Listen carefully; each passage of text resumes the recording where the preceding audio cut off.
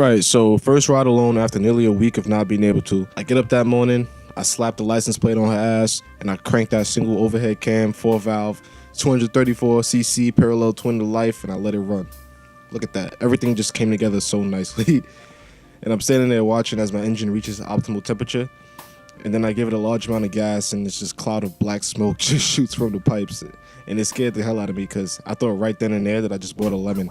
The actual ride itself was a bit scary, and I had to stop several times on the side of the road to catch my bearings because it's really one of those things that make you feel more free than you're used to. And I don't want to sound cliche about that, but it's really true. All right, look, like the Rebel 250 is not a fast bike. It's not a dramatic bike, but it is a peppy bike because it's so lightweight. And believe me, they do have a nice pull that levels out when you rev it high.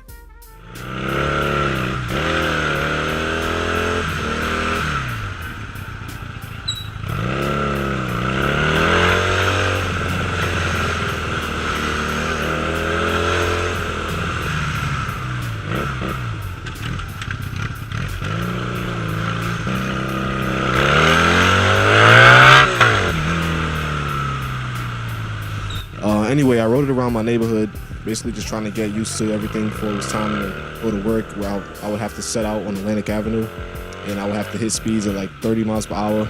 Yeah, I know, gasp, right? At one point, I nearly dropped the bike, had to walk it for a second, and before I psyched myself up again, I jumped back on, and I just rode home. So after I got home, I just took a nap on the couch, and before I knew it was time to head out for work. So I get up, I got the bike ready, I headed out. And it's funny to recall back on this because even with the shakedown ride that I gave it earlier that day, I was still too scared to ride on Atlantic Avenue, which is the only reasonable route to my job, mind you. So I had to take some dumbass route through Brownsville. I got to stop, I got to check Google Maps and shit. I'm half lost because I'm in places that I can't connect to each other. And at this point, it's pretty fucking clear that I'm going to be late for work. So I found my way back to Atlantic Avenue, but I have to go backwards for like 3 blocks. Cross over to my side via a U-turn. So it was there that I got my first biker wave, and if I remember correctly, it was a guy on the KLR, and very shortly after that, it was a chick on the GSXR, and she had some long flowing hair, and all of that gave me confidence. So I busted a U-turn, and I used Atlantic Avenue like a reasonable human being, and I'm just like, yo, you know what, this ain't so bad. Like, I'm such a wuss. So I make it to Fort Greene, where it starts to rain, and I'm like, great, whatever.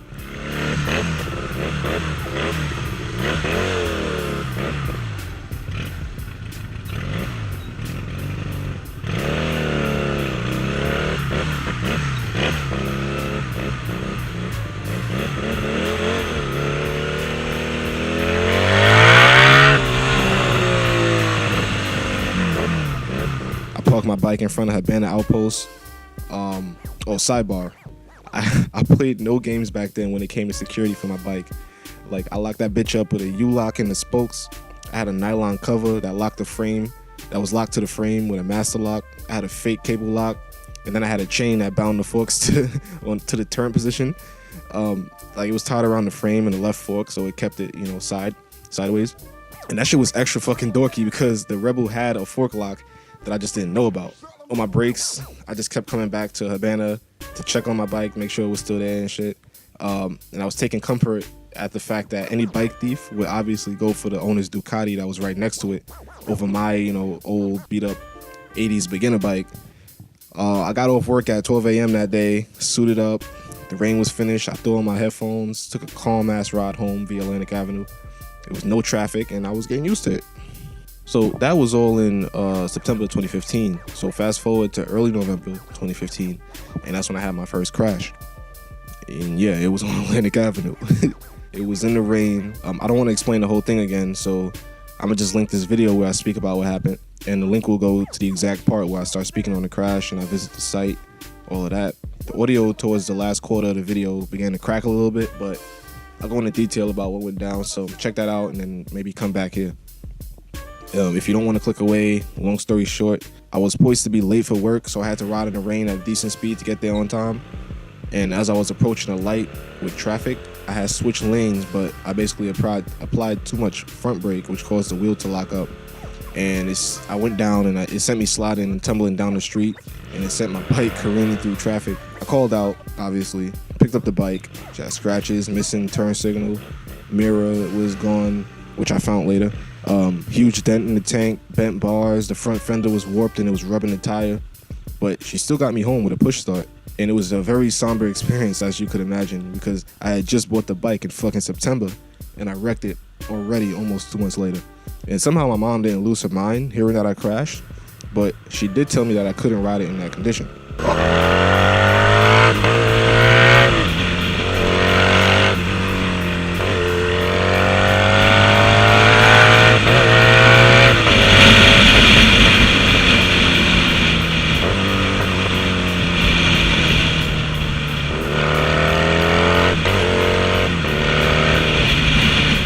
I filed the claim with Progressive, and he told me that he could send an adjuster out the following week to come take a look, but he admitted on the phone that with the value and the age of the bike that they would likely just total it out and then give me a check for it.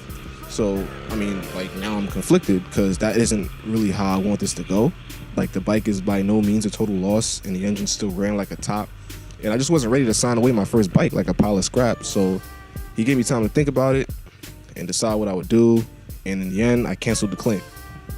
So with that said, I'm sitting over here with a fucked up bike that I can't ride, and I'm back to square one. You know, taking the train everywhere I gotta go. It's unfortunate, but I pretty much vowed to fix that bike, even if I had to pay for it myself and gain the expertise to do so. You know, maybe a week later, I'm starting to get that itch. Yeah, you know what I'm talking about. No, not the clap. I'm talking about the itch to ride. Now, remember, my mother told me that I couldn't ride the bike with the damage to it, but you know, what does she know? She don't ride bikes. I was off that day, so I snuck and took the bike for a ride. It sang to life and ran like the day I bought it.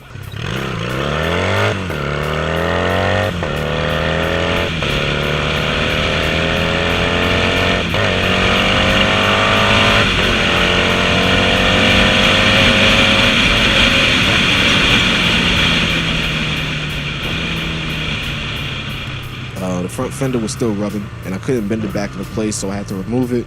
And during the ride, I noticed that the horn had broke too, so I had no horn, no signals, and I had a stock exhaust, so it was super quiet, and that wasn't safe at all. But eventually, after disobeying my mother, she basically just came around, and I started to ride my Rebel with the damage to it. So, you know, I guess you could say I rebelled. Business as usual. And 4 months later is when I chopped my stock mufflers off and I installed a pair of MGO shorties. And I could hardly find any good videos that gave an idea how they sounded. So after installing them, it completely changed the attitude of the bike and I loved it. So back in March, I had to share it with the world in the form of my first video. And that basically started my venture into the whole motovlogger scene. So from March to May 2016, I started to upload vlogs, instructional videos and incidents, all of that type of stuff. There's a few videos that are private because I really have improved since then. And watching them now is kind of cringy, mainly the old vlogs. But what is still there, you can go back and take a look. And I even got pulled over for doing something stupid. And I have the footage of it. It's a cop stop, but it's an open case. So I won't release it until after maybe March or so when I handle everything. Yeah, so look out for that. And that was all the while I was basically just, slowly restoring the Rebel, getting it back to, looking pretty. So now it's June of 2016 and 234 cc's just was no longer enough juice for me.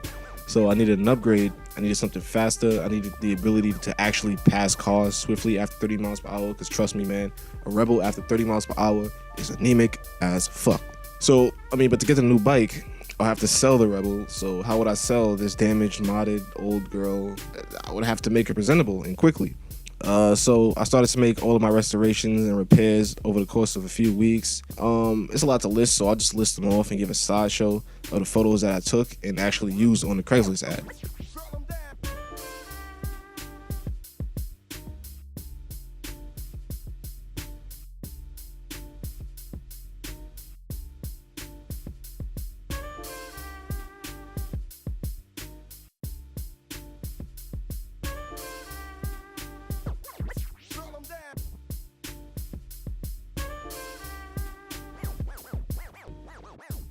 The Rebel was basically in the best condition that it ever was while I had it at this point.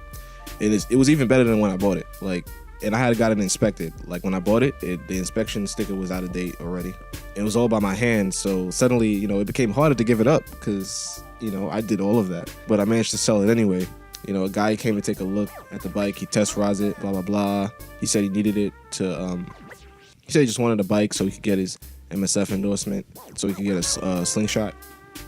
So I sold the bike to him. I canceled my last 2 months of insurance, and I was starting off my search for a new bike with almost, $1,300, which ain't bad at all. I spent maybe 2 weeks looking for a 600 class sport bike, one preferably from the mid-90s to the early 2000s, for price, simplicity, and the less likelihood of getting it stolen. I looked at bikes like the CBR 600 F2, CBR 600 F3, the first gen Yamaha R6, the Honda Nighthawk 750, which ain't really a 600, but is, a little less performance oriented, so it makes up for it with the 750. And then my all-time favorite 600, the Ninja 636 from 2003 to 2004, man. I love that bike so much. I love it. And I also looked for SV650s, the naked versions. But then one night I found this super great deal on the 1999 Yamaha YZF 600R. Yo, let me tell you, I played 0 games with this posting. I got back to the guy within an hour of it going live. I told him that I would be by tomorrow morning. But the issue with that, he lived in the Bronx. I live on the far side of Brooklyn. Somehow I convinced my dad to drive me out to the Bronx on that work day. We didn't have time to rent a U-Haul, so I basically just grabbed my old plate that I had on the Rebel, and I headed out.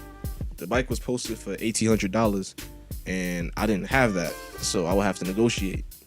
So we finally reached the spot, and it's an auto garage, and we see 3 guys and 2 kids around the bike. We hop out the whip, we greet the guy, and then I start inspecting the bike. The bike was in pretty nice condition, a little bit of rust here and there. It's kind of old. It's like 17 years old. Tachometer kept jumping around for some reason. And holy shit, man, the horn actually worked. Like that was like a good thing for me. The bike checked out visually when it was started and revved up. Man, that Two Bros exhaust, it sang a song that spoke to my soul. I couldn't show it though, and instead of me and my dad, praising the bike, we just kept pointing out the flaws so we could have cause to negotiate. So the moment of truth was the test drive, and I hop on a bike with no helmet. And immediately the first piece of trouble that I have is that I cannot for the life of me adjust to the foot peg location. Like I'm trying to, but I'm just not used to rear sets. The Rebel had mid to front pegs. And also the bike is just way taller and way heavier than the Rebel, like ridiculously. So I'm just there looking like a fish out of water. But when I finally managed to pull off, I only went about 75 feet, but the way she pulled in only first gear just put like this huge ass Kool-Aid smile on my face. Like, wow, this thing has like more pull below 4,000 RPM than the Rebel did at 9,000 RPM. Like, this is ridiculous. And the YZF is built to be a little bit more torquey and more mid-range oriented than the R6. So I come back, offer 16 instead of 18,000. And he takes the 16,000 right then and there. And looking back, I feel like I could have even offered him 1550 for it because there was literally no haggling the 16 offer. So I'm like, cool, all right. I insure the bike. I slapped the plate on it just so I could get home. And now I have to ride dirty back to Brooklyn and just pray I don't get pulled over. Imagine buying your first sports bike and riding it this distance illegally, but I made it. And when I rode on the highway, I basically just short shifted the entire way. And I stayed in 5th gear below 5,000 RPM. When we got home, I showered and got ready for work. And with my dad's blessing, I rode illegally to work instead of taking the train. Man, I felt like such a cool guy on that 600, let me tell you. July 10th was the day that I released a video of my first time actually giving it power. And that took place the next day from this story, where instead of me just putting along, I was actually ready to give it the goods. So as far as my channel goes, and this is just to close everything out, I really started to take things seriously in August as I had invested in a Hero 4 Black, a mic setup, more software, and now I actually had a worthwhile fast bike. So from then on, the Illustrator that you know now had come into being. I then started to get more and more invested in my channel and more in tune with my bike. So from August 2016 to January of 2017, so right now, here we are. and I only want to get better and better. I want the satisfaction of being able to say that I put out a decent product, because you could take security in the fact that the only thing after that is getting people to actually see it. And while it's like, I don't know, a bit of a shock every now and then to think that there's people out there who actually give a fuck about what I have to say or show, the cocky side of me still says it's about damn time. Thanks for watching. Unless I die, 2017 will be a better year for this channel. I already have shit in the works, and I'm already spending money to make sure of that. So stick around. Here's to a good year for you as well. Thanks for watching once again. It's the Illustrator, coming to you from the great city of Brooklyn. Signing off. Peace.